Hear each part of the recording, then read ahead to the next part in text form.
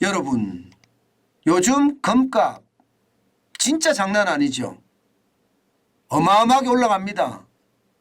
오늘도 보면 거의 2,000달러, 온스당 2,000달러에 근접했어요. 이렇게 되니까 갑자기 말입니다. 주식 대신 금 투자가 인기다 이렇게 이야기합니다. 아니거든요. 지금은 금값이 너무 많이 올랐기 때문에 이게 주식 대신 금 투자가 아닙니다. 그런데도 이게 언론이나 이런 데 보면 주식 대신 금 투자다 이렇게 나오잖아요. 저는 제발 현실을 직시했으면 좋겠습니다. 지금은 금 투자할 때가 아닙니다. 게다가 제가 딱 하나만 말할게요 이렇게 달았잖아요. 그거 딱 하나는 바로 이겁니다. 금 거래 시에 매매 차익의 배당 소득세 15.4%나 냅니다. 매매 차익의 15.4%. 이게 적지 않잖아요. 그죠? 진짜 적지 않습니다. 게다가 실물로 금을 찾을 때 부가가치세도 내야 됩니다. 부가가치세도. 10%라는 부가가치세가 있습니다. 때문에 세금이나 수수료를 생각하지 않고 금에 투자하는 것은요. 저는 내 자산을 더 잃어가는 그런 지름길이라고 생각을 합니다. 워낙 말입니다. 여기는 부가세라는 사실 10%잖아요. 또 배당소득세라는 사실 15.4%입니다.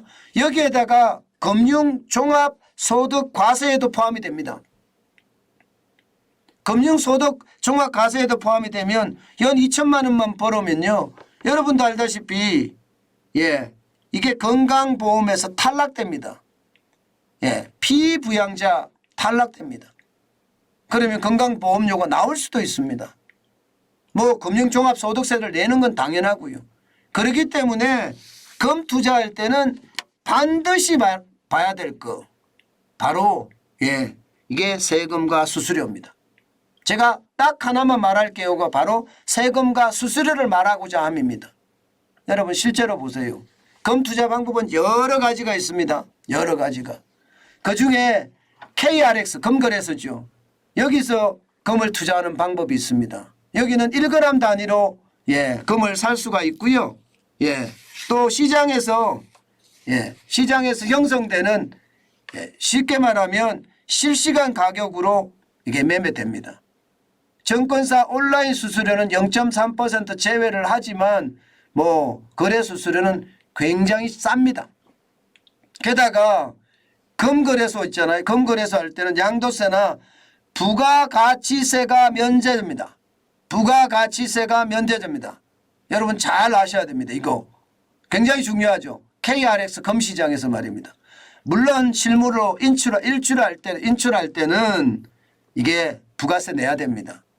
한 개당 2만 원 내외라고 했는데요. 실제로 하면 10%의 어떤 부가세는 반드시 내야 됩니다. KRS 금시장에서 말입니다. 이게 여러분 뭔가 다른 쪽보다 좀 유리하다 이런 생각은 좀 들지 않나요?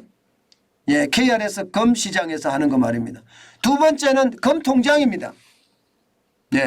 각 은행에 있는 골드뱅킹 말입니다. 여기는 거래 단위가 0.01g입니다.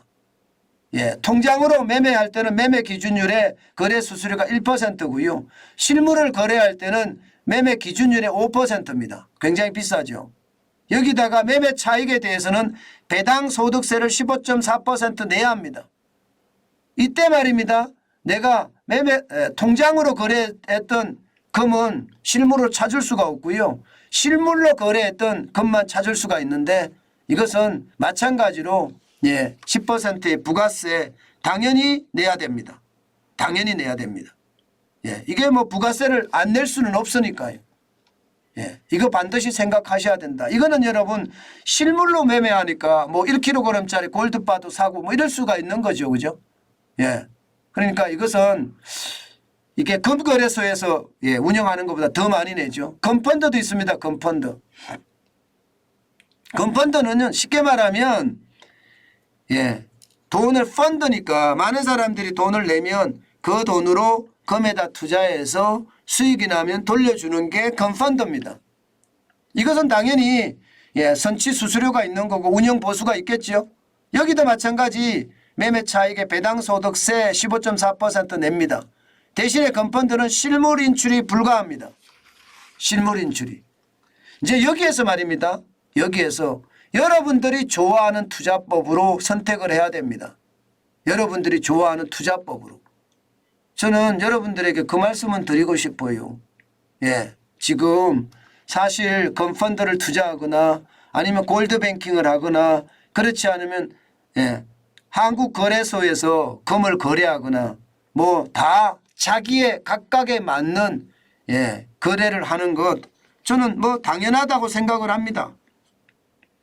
자기한테 맞는 거 맞춤형이 좋거든요. 저는 중요한 것은요. 제가 사실 방송에서 뭐 이런 말씀까지 제가 드리기는 좀 그렇긴 한데 그냥 말씀을 드린다면 많은 사람들은요. 이게 금시장에서 금을 사는 것이 금을 안 사고요. 골드뱅킹도 안 하고요. 금펀드도 안 합니다. 예, 사실 자산가들은요. 그냥 1kg짜리 골드바 사서 집에 예, 금고에 집어넣어 놓습니다. 그러면 이게 계속 돈이 생길 때마다 금을 사서 금고에 집어넣고 금을 사서 금고에 집어넣고 이렇게 말입니다. 한 40년 예, 한 40년 50년 돈만 생기면 금 사서 집어넣은 사람들 지금 금 부자 됐죠. 진짜 금 부자 됐습니다. 그게 저는 정답이라고 생각해요. 이것도 제가 여러분들에게 드리는 딱 한마디입니다. 이게 개인들의 투자법이 중요하거든요.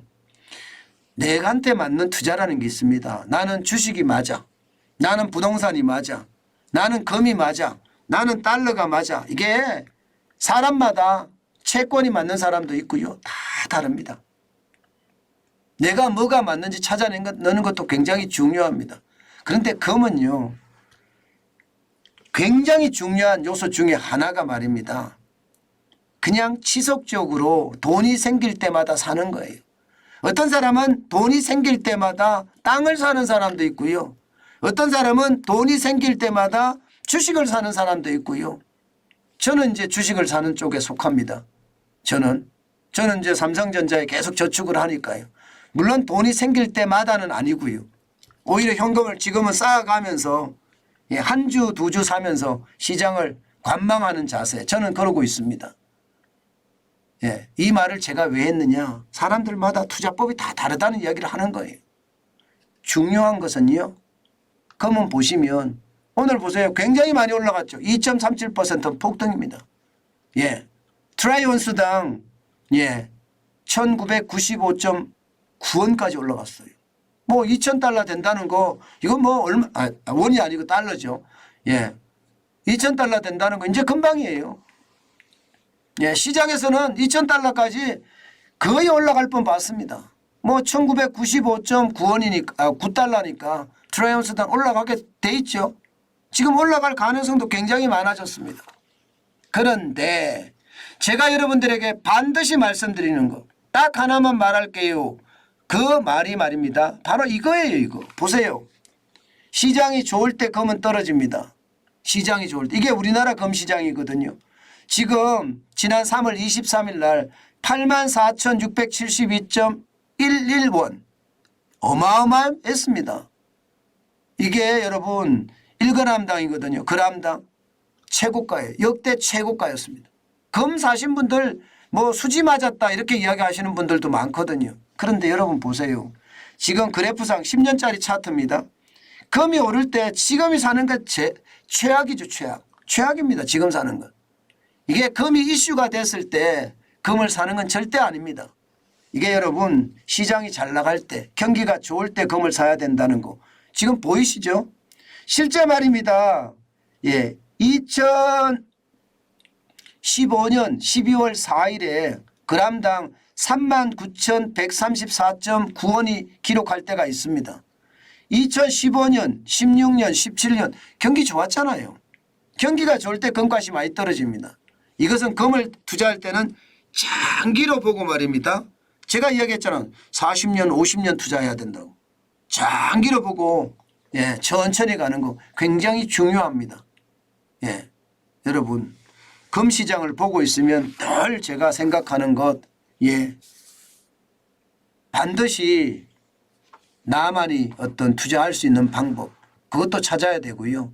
금시장 안에서도 내가 금거래소로 할 거냐 골드뱅킹으로 할 거냐 아니면 금펀드를 할 거냐 그것도 아니면 1kg짜리 금괴를 사다가 집안 금고에 집어넣을 거냐 그것은 여러분들의 선택입니다.